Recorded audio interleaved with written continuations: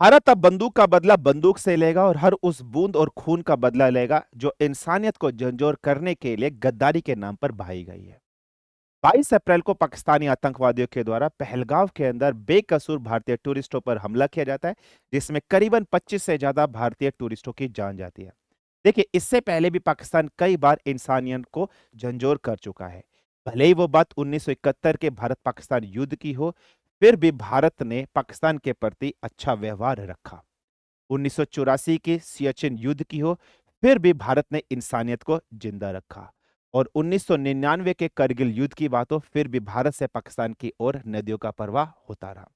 2001 के parliamentary attack हो, 2008 का मुंबई हमला हो, उरी हमला हो, पुलवामा हमला हो, फिर भी भारत ने हमेशा इंसानियत को जिंदा रखा और कभी भी इंसानियत को झंझोर कर नहीं रखा। लेकिन अब बात बहुत हो चुकी है। फाइनली जब 22 अप्रैल 2025 को पहलगाम अटैक हुआ, तो भारत ने एक डिसाइसिव एक्शन लिया और तुरंत इमीडिएटली इंडस वाटर ट्रीटी, जो करीबन 1960 में भारत और पाकिस्तान के बीच में बनाई गई थी, उसको कैंसिल आउट कर दिया या उसका ब्रोकरेज कर दिया। देखिए, अब आपके दिमाग में क्वेश्चन आ रहा होगा, क्या सर इंडस वाटर ट्रीटी का बहिष्कार करना टेररिज्म को फाइनली स्टॉप कर देगा या नहीं कर देगा? देखिए, अगर आप कोई आपका पड़ोसी मुल्क है, उसके साथ आपके संबंध अच्छे नहीं है, वहां से रेगुलरली टेररिज्म जैसी एक्टिविटी कंट्रोल्ड हो रही है, तो हमेशा मोड एक्शन में लिया जाता है। What is the meaning of mode action? अगर हम मोड एक्शन की बात कर रहे हैं, तो सर इस मोड एक्शन का मतलब क्या है? या तो आप उस देश के ऊपर कुछ मिलिट्री अटैक्स करोगे, या उस देश के ऊपर आप कुछ ऑपरेशनल अटैक करोगे, या उस देश के ऊपर आप कुछ डिप्लोमेसी या कुछ डिप्लोमेटिक चीजें अपनाओगे, या इकोनॉमिकली उस देश को आप वीक करना चाहोगे। इससे पहले भारत ने सर्जिकल स्ट्राइक्स वगैरह की हैं, जो मिलिट्री ऑपरेशंस के अंदर आई है, और कई बार ऐसे डिप्लोमेटिक ऑपरेशंस भी हुए हैं। जैसे आपने देखा है, कई बार भारत और पाकिस्तान के बीच में जो बस सेवाएं हैं या फ्लाइट सर्विसेज है या बिजनेस है, कई बार इंटरप्ट हुआ है। लेकिन इस बार भारत ने एक डिसाइसिव निर्णय लिया है जो अब तक नहीं हुआ था। 1971 से लेकर हम लोग बात करें या 1948 से लेकर अब तक की बात करें, अब तक नहीं हुआ था। और वो है इंडस वाटर ट्रीटी का कैंसिल आउट करना। और ये अपने आप में बहुत बड़ा इनिशिएटिव माना जा सकता है, और इस निर्णय को लेने के लिए बहुत ही जिम्मेदाराना आपको होना पड़ेगा। तो आज के सेशन के अंदर हम लोग यही डिस्कशन करने वाले हैं कि एक्चुअली में ये इंडस वाटर ट्रीटी है क्या। सो मैं विक्रांत पुंडीर आप सबका स्वागत करता हूं आपके अपने परिवार सीडीएस एंड एफकेट बाय पीडब्ल्यू वाले। तो आज के इस वीडियो के अंदर हम लोग यही डिस्कशन करेंगे कि इंडस वाटर ट्रीटी है क्या। फाइनली जब इंडिया ने इस इंडस वाटर ट्रीटी को कैंसिल आउट कर दिया है, तो इसका पाकिस्तान के ऊपर क्या इन्फ्लुएंस पड़ने वाला है, और ये इंडस वाटर ट्रीटी कब से स्टार्ट हुई है, और इंडिया के पास क्या क्या ऑप्शन आ जाते हैं इस इंडस वाटर ट्रीटी को कैंसिल आउट करने से। चलिए, सो आज के सेशन को स्टार्ट करते हैं। देखिए, सबसे पहले हमें यह समझना पड़ेगा कि ये इंडस वाटर ट्रीटी कब हुई थी। ये इंडस वाटर ट्रीटी 19 सितंबर 1960 के बीच में हुई थी, इंडिया एंड पाकिस्तान। उस समय भारत के दो प्रधानमंत्री मौजूद थे, भूतपूर्व प्रधानमंत्री थे। भारत की तरफ से जवाहरलाल नेहरू थे और पाकिस्तान की तरफ से अयूब खान थे। इन दोनों के बीच में ये ट्रीटी एग्जिस्ट हुई थी वर्ल्ड बैंक की अध्यक्षता में, जहां पर वर्ल्ड बैंक इस ट्रीटी को स्टार्टिंग के 9 साल तक सुपरविजन के रूप में देखता रहा। अब इस ट्रीटी के द्वारा मेजर रिवर्स जो जे एंड के पोर्शन के अंदर आती है, उसका वाटर डिस्ट्रीब्यूशन हुआ। अब ये रिवर कौन कौन सी है? झेलम है, रावी है, ब्यास है, चेनाब है, इंडस है, सतलज है। ये कुछ रिवर्स आपके पास है जिनका डिस्ट्रीब्यूशन हुआ। इन रिवर्स को दो साइडेड में डिवाइड किया गया, एक वेस्टवर्ड फ्लोइंग रिवर्स और एक ईस्टवर्ड फ्लोइंग रिवर्स के अंदर इनको डिस्ट्रीब्यूट किया गया। अब हम समझते हैं कौन सी रिवर का वाटर फ्लो किसको दिया गया और कौन सी रिवर का वाटर फ्लो इंडिया को दिया गया, पाकिस्तान को दिया गया। देखिए, जितनी भी ईस्टवर्ड फ्लोइंग रिवर्स हैं, जैसे हम लोग बात कर रहे हैं, रावी की बात कर रहे हैं, ब्यास की बात कर रहे हैं और सतलज की बात कर रहे हैं, तो रावी, ब्यास और सतलज का जो वाटर डिस्ट्रीब्यूशन है, ये इंडिया के कंट्रोल में है। मतलब 80% वाटर कंट्रोल इंडिया को इनका मिला और 20% वाटर कंट्रोल पाकिस्तान को मिला। वहीं जितने भी वेस्टवर्ड फ्लोइंग रिवर्स हैं, जिसमें झेलम है, चेनाब है, और साथ ही साथ हम लोग बात कर रहे हैं सतलज, तो ये सॉरी सतलज नहीं, इंडस। तो इंडस, झेलम और चिनाब, इनकी अगर हम लोग बात कर रहे हैं, तो इनका 80% पाकिस्तान को कंट्रोल दिया गया और 20% किसको कंट्रोल दिया गया? इंडिया को दिया गया। बाकी जितने भी तीन रिवर्स है, इसका 80% इंडिया को दिया गया और सिमिलर वे में 20% किसको दिया गया? पाकिस्तान को दिया गया। लेकिन जब ये ट्रीटी बनी थी, तो वहां पर एक बात स्पष्ट रूप से उल्लेखित की गई थी कि इन रिवर्स का जो वाटर फ्लो है, वो कभी भी रुकना नहीं चाहिए भारत की तरफ से। मतलब भारत कभी भी इनका स्टोरेज नहीं कर सकता है। हाँ, अब यहाँ पर ये बात भी बिल्कुल भी उल्लेखित नहीं थी कि इनके ऊपर डैम नहीं बनाया सकता। डैम बनाया जाता है, लेकिन आप डैम इस तरीके से बनाएंगे कि उनका वाटर स्टॉपेज नहीं होगा, कंटिन्यूअसली वाटर मिलेगा। है ना? तो ये ट्रीटी के मेन फंक्शंस थे, मेन चीज थी। लेकिन अब बात बहुत हो गई, फाइनली इंडिया ने डिसाइसिव एक्शन लिया और इस इंडस वाटर ट्रीटी को स्टॉप किया। अब हम समझने की कोशिश करते हैं कि इस इंडस वाटर ट्रीटी का एबोल्यूशन करने से अगर हम लोग बात कर रहे हैं, तो इंडिया के सामने कौन-कौन से ऑप्शंस खुल जाते हैं फ्रंट्स के अंदर। देखिए, इससे अब इंडिया के पास एक चीज एक्टिव हो जाती है कि पहले क्या होता था, पहले डाटा फ्लो शेयर होता था कि कितना क्यूसेक ऑफ वाटर फ्लो हो रहा है रिवर से इंडिया से पाकिस्तान की तरफ, वो एंटायर डाटा लॉजिक बुक्स जो होती थी वो पाकिस्तान के साथ शेयर की थी। अब ऐसा कुछ भी इंडिया के ऊपर रिस्ट्रिक्शंस नहीं है कि वो डाटा लॉग बुक शेयर करेगा। तो डाटा फ्लो वाटर का शेयर करने के पाकिस्तान इंडिया के ऊपर कोई जिम्मेदारी नहीं है। दूसरा, अब इंडिया के ऊपर नो डिजाइन या फिर ऑपरेशनल रिस्ट्रिक्शंस जैसा डैम का कोई जिम्मेदारी या कोई ऐसी चीज रिस्ट्रिक्शंस नहीं आती। इससे पहले क्या था, जैसे अगर हम लोग बात कर रहे हैं, इंडिया के दो इंपॉर्टेंट डैम थे, एक किशनगंगा डैम और एक रातले डैम, हम लोग अभी डिस्कशन करेंगे। इससे पहले इन दोनों डैम के कंस्ट्रक्शन से रिलेटेड पाकिस्तान कई बार ऑब्जेक्शंस क्रिएट कर चुका है कि इनकी डिजाइनिंग सही नहीं है, इससे वाटर लॉगिंग हो रही है, पानी इकट्ठा हो रहा है और पानी का जो फ्लो है पाकिस्तान की तरफ कम जा रहा है, ऐसा लगाता था, आरोप लगाता था। लेकिन अब जब इंडस वाटर ट्रीटी को कैंसिल आउट कर दिया भारत की तरफ से, तो इसके ऊपर भारत के ऊपर कोई भी रेस्ट्रिक्शंस नहीं है। भारत डिजाइनिंग से रिलेटेड कोई रेस्ट्रिक्शंस नहीं फॉलो करता है। वो कोई भी डैम वगैरह कंस्ट्रक्शन करना चाहता है तो डिजाइनिंग कर सकता है। इंडस वाटर ट्रीटी के अंदर एक इंपॉर्टेंट पॉइंट और था कि हर साल एक कमीशन बैठती थी जिसको हम लोग इंडस वाटर कमीशन कहते थे। वो नॉर्मली विजिट्स करते थे, डेलीगेट्स पाकिस्तान की तरफ से भी इंडिया की तरफ से, और जो डिस्प्यूट होता था उसको रिजॉल्व करते थे। अब भारत के पास ऑप्शन आ गया, भाई अब ना हमारे पास कोई डिजाइनिंग रेस्ट्रिक्शंस नहीं है, हम कैसे भी कर सकते हैं, कोई वाटर फ्लो डाटा आपको देना है या नहीं देना वो हमारे पास बिल्कुल है।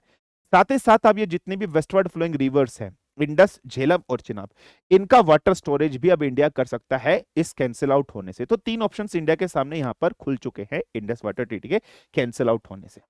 और ऑप्शंस क्या है, मैंने भी आपको बताया है कि इससे पहले क्या होता था, डेलीगेट्स विजिट्स करते थे और विजिट्स करने के बाद नॉर्मली जो डिजाइनिंग स्ट्रक्चर्स होता था उसकी स्टडी करते थे। जैसे दो इंपोर्टेंट डैम, एक किशनगंगा डैम था जो कि ट्रिब्यूटरी ऑफ झीलम, और रातले डैम जो चिनाब। देखिए, ये किशनगंगा प्रोजेक्ट है जो बिल्कुल पाकिस्तान ऑक्युपाइड कश्मीर जो आपको दिखाई दे रहा है उसकी कैपिटल मुजफ्फराबाद के बिल्कुल नजदीक है। इसके ऊपर हमेशा पाकिस्तान हमेशा ऑब्जेक्शन क्रिएट करता था कि आपने गलत बनाया, आप इसको डैम को हटा लीजिए। इसी तरीके से एक डैम और यहां पर आपको दिखाई दे रहा है, राटले डैम। ठीक है, ये जो रातले डैम है चिनाब रिवर के ऊपर आपको दिखाई दे रहा है, 850 मेगावाट का इसकी कैपेसिटी है। तो ये इंपॉर्टेंट डैम ऐसे जिसके ऊपर हमेशा पाकिस्तान रेस्ट्रिक्शंस करता था। तो अब क्या हो रहा है, ये जो विजिट होती थी पाकिस्तान की तरफ से, भाई ये भी स्टॉप हो जाएगी। तो इंडिया तो हमेशा विन विन सिचुएशन के अंदर इसमें बैठा ही है अगर इंडस वाटर ट्रीटी यहां पर कैंसिल आउट इंडिया के द्वारा की गई है। ऑप्शंस और इंडिया के सामने क्या खत्म हो जाते हैं, देखिए, ये जो Indus water treaty cancel out की गई है या सस्पेंशन की गई है, परमानेंटली सस्पेंडेड नहीं की है। भारत की तरफ से स्पष्ट रूप से कहा गया है कि अभी हम इसका सस्पेंशन कर रहे हैं और तब तक कर रहे हैं जब तक पाकिस्तान इस अटैक की जिम्मेदारी नहीं लेता। Once the Pakistan will take the zimmedari of this attack, then we will resolve it, we will again come to the original treaty, हम उस पर आ जाएंगे। बात यह है, आप अपनाइए, आप एक्सेप्ट तो करिए, और साथ साथ भारत यह कह रहा है आप एक्सेप्ट करिए कि आपकी तरफ से ये हीनियस अटैक हुआ है। अब देखिए, ये जो सस्पेंशन है ये इमीडिएटली तो एक्टिव नहीं होगा बेटा। इमीडिएटली आप सारा का सारा पाकिस्तान की तरफ जो पानी है वो तो नहीं रोक सकते कि कंप्लीटली, धीरे धीरे चीजें इन्वॉल्व होगी। साथ ही साथ अगर हम लोग बात कर रहे हैं, इंडिया अभी करंटली इस सिचुएशन में नहीं है, या इंफ्रास्ट्रक्चर इंडिया का इतना डेवलप नहीं है कि इसके पानी को स्टॉप करके इंडिया किसी दूसरे जो सिटीज है JNK के या कुछ इंपोर्टेंट शहर है उनकी तरफ डाइवर्ट कर दे। अभी इंडिया को इंफ्रास्ट्रक्चरली बहुत डेवलप करना है, ऑप्शंस हैं इंडिया के पास, इंडिया ऐसा कर सकता है, पानी का स्टोरेज करके उसका ट्रांसफर कर सकता है दूसरे सिटीज की तरफ। इमीडिएटली तो कुछ होगा नहीं, लेकिन हाँ, इंडिया की तरफ से अभी एक्शन लिया गया है। अच्छा, एक चीज और आपको समझनी पड़ेगी कि ये जो आपका इंडस वाटर ट्रीटी प्लान है, इस इंडस वाटर ट्रीटी प्लान के अंदर रूल्स एंड रेगुलेशन बने हैं। तो इसके अंदर 12 आर्टिकल है और 8 एनेक्सर्स है जिसके अंदर कंप्लीट रूल्स एंड रेगुलेशन जो भी इनके दोनों के बीच में हुए वो सब कुछ मेंशन्ड है।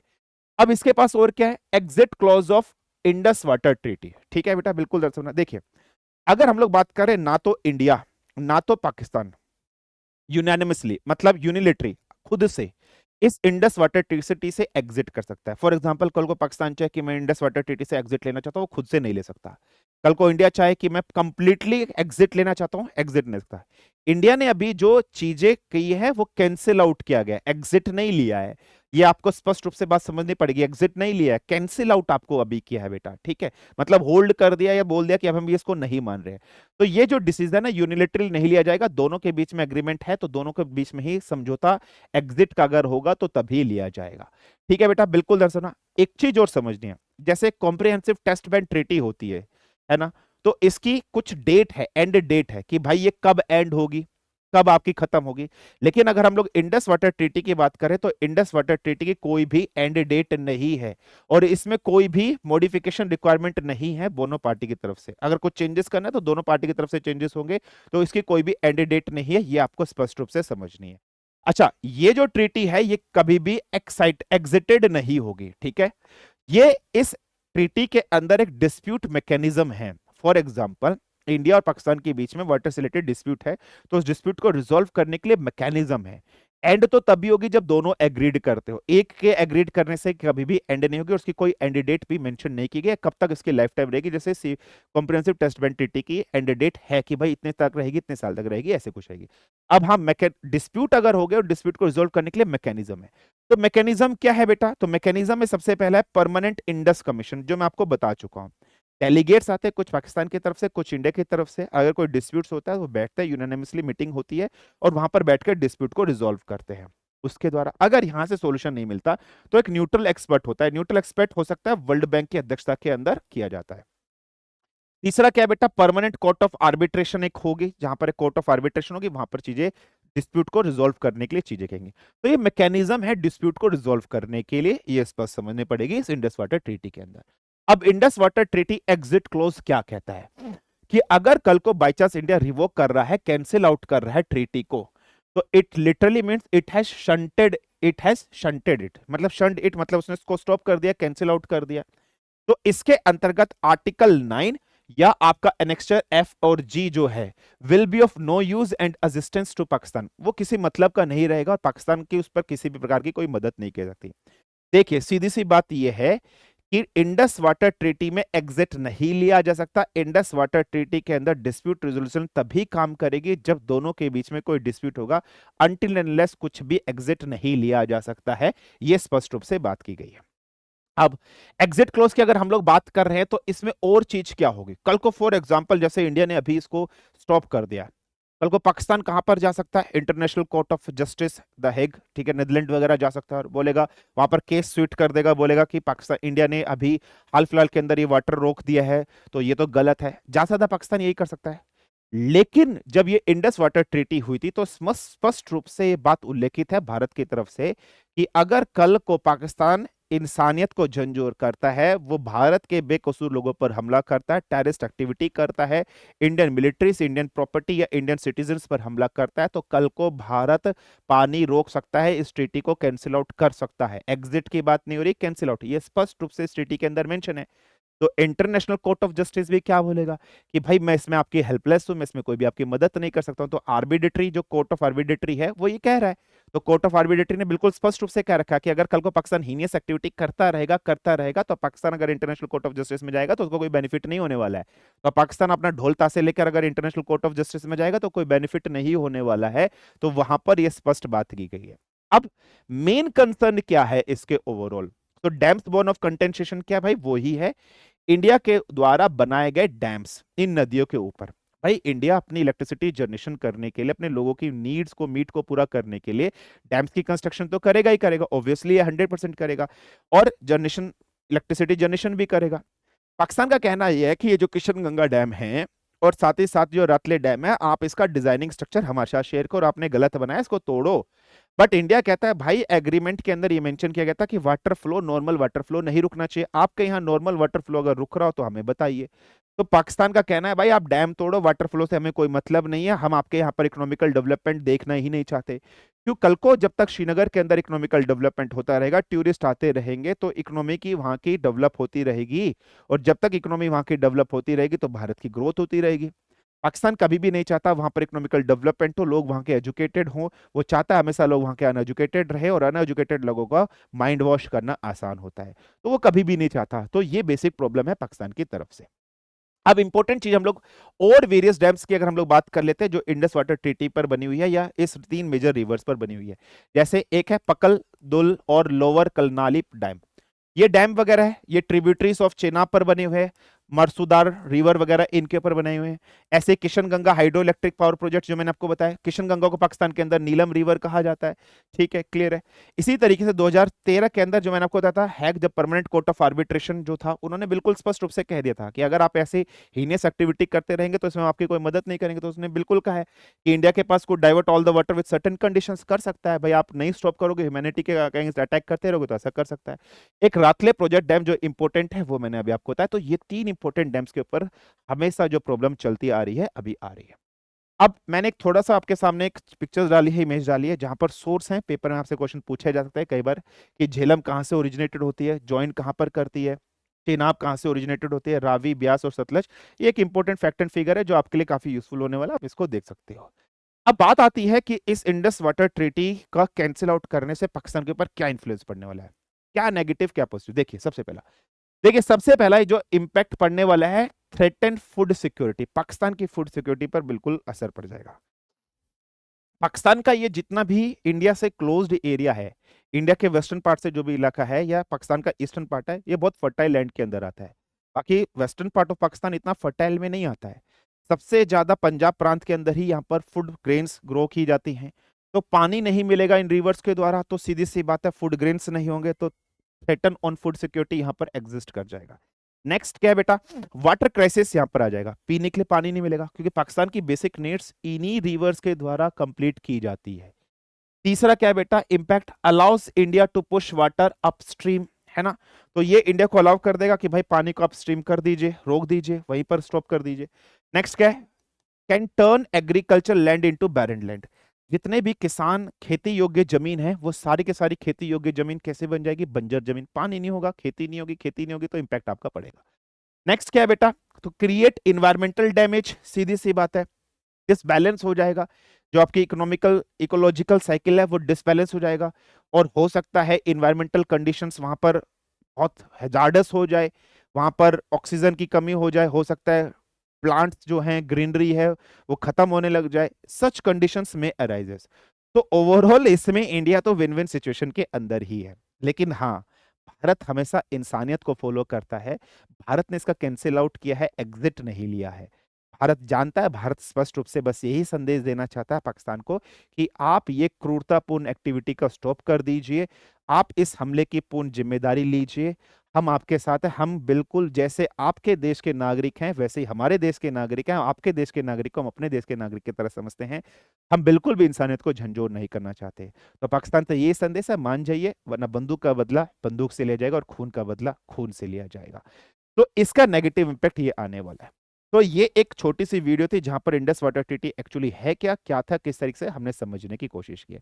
तो आई होप आपको इंडस वाटर ट्रीटी से रिलेटेड बहुत सारे पॉइंट्स यहां पर क्लियर हो गए। तो आज की वीडियो को यहीं पर विराम लेते हैं। जय हिंद, जय भारत, धन्यवाद, अगड़े।